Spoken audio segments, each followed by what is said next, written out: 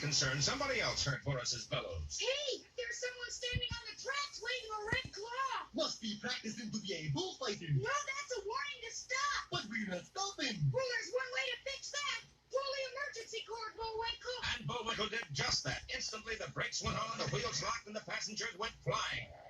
We're saved, Rocky. Yeah, I wonder who the hero was that flagged down the train. Probably some grizzled old prospector. You're absolutely right. Allow me to introduce myself. Mojave Max, GOP. GOP? Grizzled old prospector. This is my sidekick, Death Valley Dottie. Howdy, partner, darling. Say, Rock, maybe they could help us find the lost map. Bullwinkle, that's top secret. You lost something, darling. Yeah, but I'm not allowed to tell you what. Is it bigger than Conquest? Yeah. Smaller than Texas? Yeah. I know. It's a lost mountain. Hey, that's right. She's pretty good at that game, Rock. Just the same, we better get back on the train and yike! Okay. I never yiked on a train, but... Look, Bullwinkle, it's leaving without us. Yes, the train was going on its way, leaving our heroes, mind you, at the mercy of Mojave Max and Death Valley Dottie. Don't miss our next thriller, Danger in the Desert, or Max Attacks.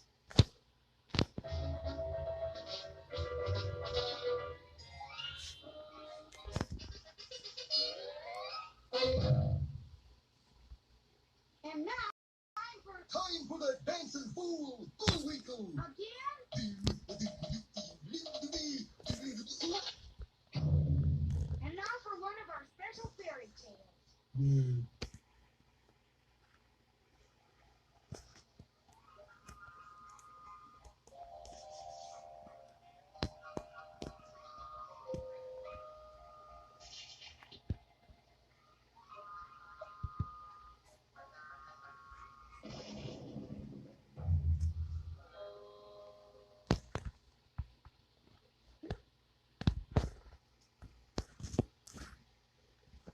Once upon a time, there was a girl named Cinderella.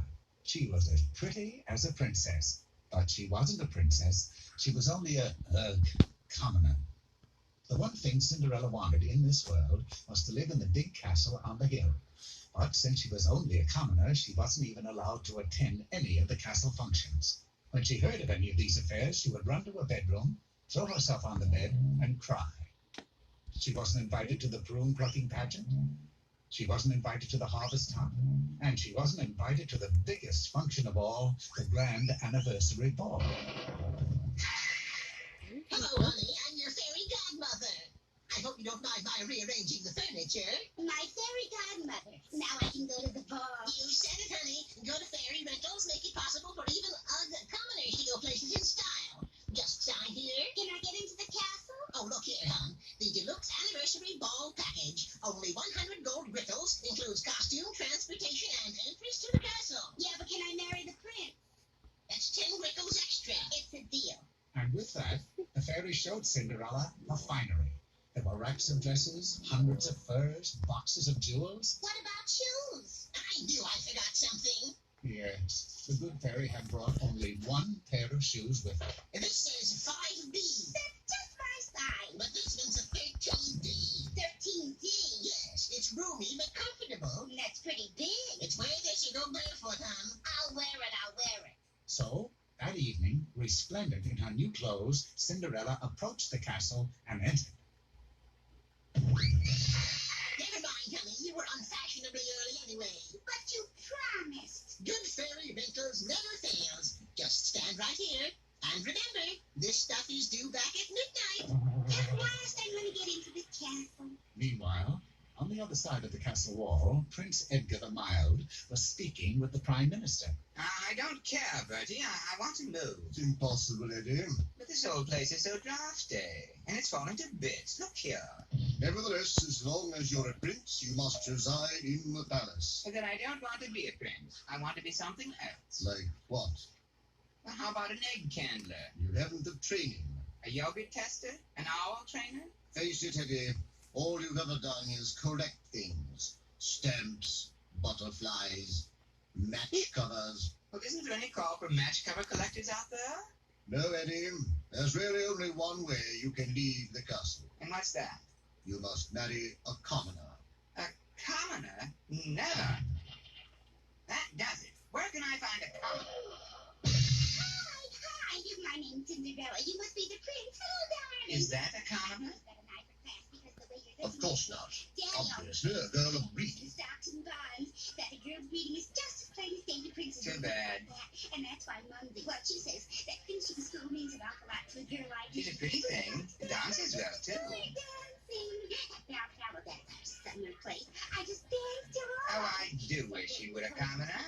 Daddy, I'd marry her in a minute. Just love to hit peasants with my polo hammer. Don't you? Daddy, be yourself. Be yourself. Poor Cinderella. She was missing her one opportunity to marry the prince, simply by not being herself. The little moral there. And the time quickly went by until midnight. Of course, Cinderella had to flee the palace, but before she did so, she left a small token for the prince to return to her. I'll just leave this small token for the prince to return to me. My dear girl, please, I just said that. I don't want anybody to miss the plot. Well, Cinderella sat around with one shoe on for days, but she just knew the prince would come, and sure enough, he did. Is this your shoe, little lady? Yes, it is. It doesn't fit very well. Well, it's roomy but comfortable. You're sure it's yours? Yes. Now you put it on. Put it on? I came to take the other one off. But your highness. Highness, I'm not a prince, I'm a collector. Acme Collection Agency. Deadbeats a specialty. Yes, and you failed to return these shoes to Good Fairy Rentals. But aren't we going to get married? Married? I'm already married to a commoner. Commoner than what, dearie? So the prince got to leave the castle after all, and he and the good fairy lived happily ever after. And Cinderella, well, she finally got to live inside the castle. Right. Good Fairy Rentals makes it possible for any commoner to live like a queen. Interesting.